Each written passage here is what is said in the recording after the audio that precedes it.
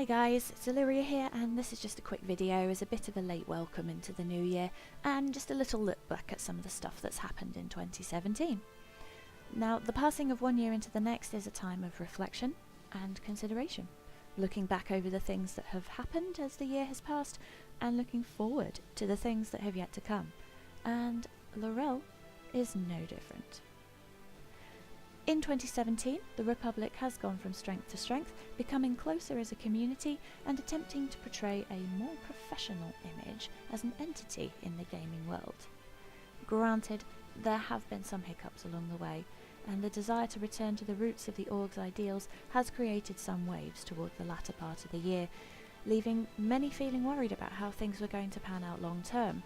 But, and this is the really important thing to remember here, Lorell is built on a strong foundation. We have worked through these problems and we are still here today.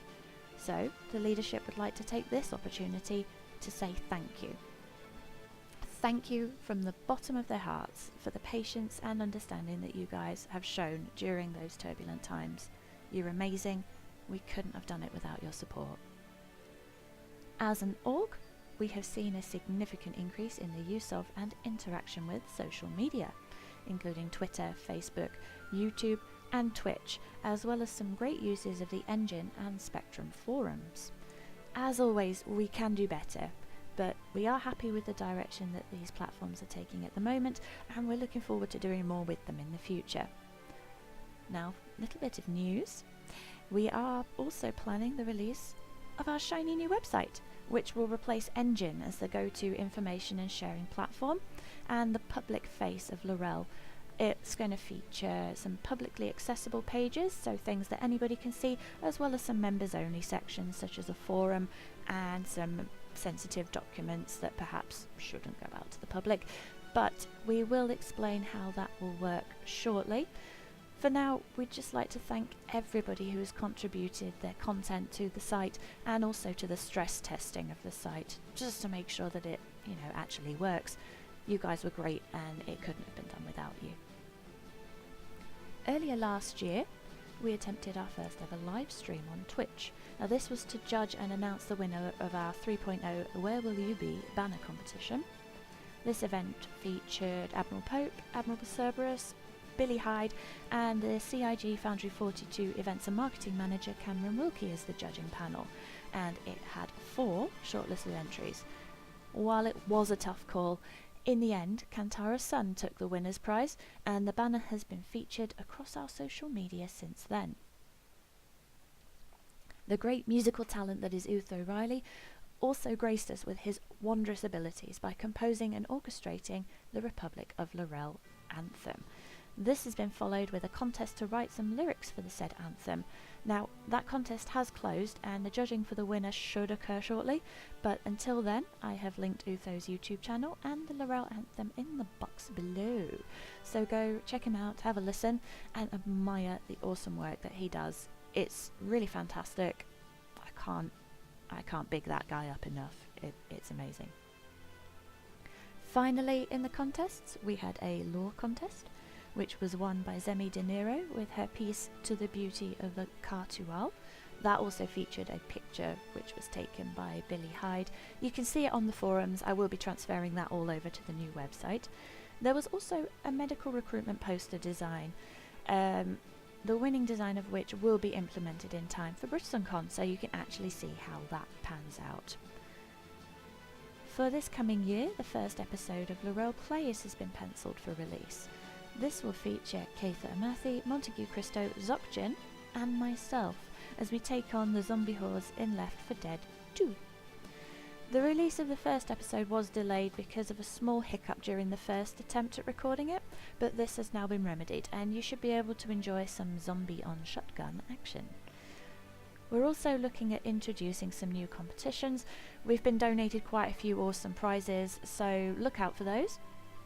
We will also be reinstating the Tavik Cup once 3.0 is a bit more stable, so stay tuned for that as well. We'll see how that goes. By far, the biggest news of 2017 was that Lorell has acquired a table at the upcoming BritainCon convention at the Radisson Blu in Manchester. This convention is put on by fans for fans and is now in its third exciting year. Being close to the site of the Foundry 42 studio in Wilmslow, you can expect to see a few devs dropping in for a chat, as well as Erin Roberts and Brian Chambers, who have both already been confirmed as guests at the event. If you're interested in the event, you can head on over to the BritainCon.uk website and take a look to see what that's all about. Just taking a moment here, big shout out to everyone on the BritainCon team. We hope you all had a very Merry Christmas and we're looking forward to working with you in the coming year. On a more serious note, sorry guys, we are actually still fundraising for this. So if you would like to put some pennies into the pot, head on over to the new fundraising page on the website. We're also still collecting for the Keeping the Lights On fund, transferring this over from Engine. So if you'd like to donate to that as well, you can head on over. They're both on up here. They operate through PayPal. In terms of Star Citizen, we have seen some huge progress with the release of 3.0 to the PU just before Christmas. Merry Christmas from CIG, I guess.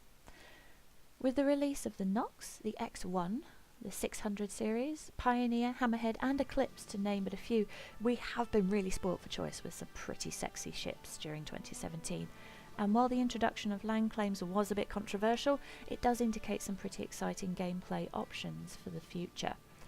The current build is, as to be expected from an alpha, buggy and full of some very interesting mix-ups, from people falling through the floors in elevators at Levski to caterpillars magically rolling onto their backs and coming to rest with their landing gear in the air. However, the concept of trading has been introduced in its base form, as has ground vehicle travel, planetary re-entry and the shiny new rework of that stunning workhorse, the Cutlass Black. To top it all off, there has been some movement with Squadron 42, so if you haven't already, check out the RSI website, head on down to their Squadron 42 section and sign up for their newsletter, if that's your thing. IGM released a teaser for the Squadron 42 updates as part of their Games to Watch 2018 series to start the ball rolling, and the ATV on the subject, despite being delayed 24 hours, shows that the game is looking at being spectacular. Remember, Squadron 42 is already boasting a star-studded cast, including Mark Hamill, Gillian Anderson and Gary Oldman, and it comes from that same mind that brought you Wing Commander, so it does promise to be an epic single-player campaign to complement the Star Citizen universe. That's everything from me, ladies and gents. Thank you for listening. You have been wonderful. I hope you had a fabulous festive period and New Year, and I look forward to seeing you all in the ether. Take care.